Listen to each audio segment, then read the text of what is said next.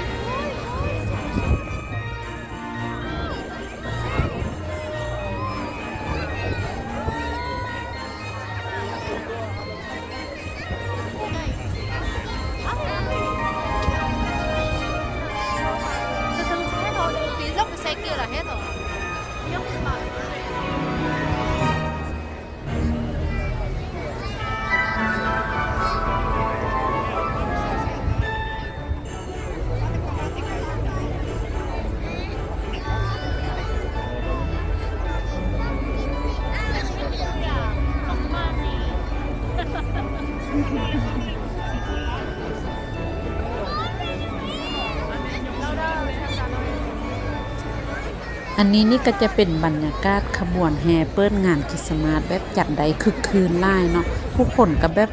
ลังไล่เข้ามาในใจกลางเมืองนี่ไล่เพชรไล่ว่าเนาะบ่เคยเห็นเลยว่ามีคนไล่แบบล้นเมืองขนาดนี้นี่นะปกติอยู่เฮลซิงกินี่จะบ่ค่อยเห็นคนขนาดไปไส้มาไส้โดยเฉพาะช่วงหน้าหนาวเนาะแต่ว่าช่วงนี้มันเป็นเทศกาลแห่งความสุขแล้วก็มีงานขบวนแห่แดเนาะก็เลยเฮ็ดให้มีคนเข้ามาล่างไล่เอาแท้เอาว่าเนาะบรรยากาศการหนาวเนาะแล้วก็มีฝนตกนิดนึงมื้อนี้มีอุณหภูมิมันประมาณอยู่3 องศานี่แหละแต่ก็บ่มีบั้นห้าเนาะทุกคนก็มีความสุขแล้วก็มาเบิ่งงานคริสต์มาสเดี๋ยวและขอจบคลิปนี้ก่อนเด้อขอบใจหลายๆที่เข้ามาติดตามรับชมบ๊ายบาย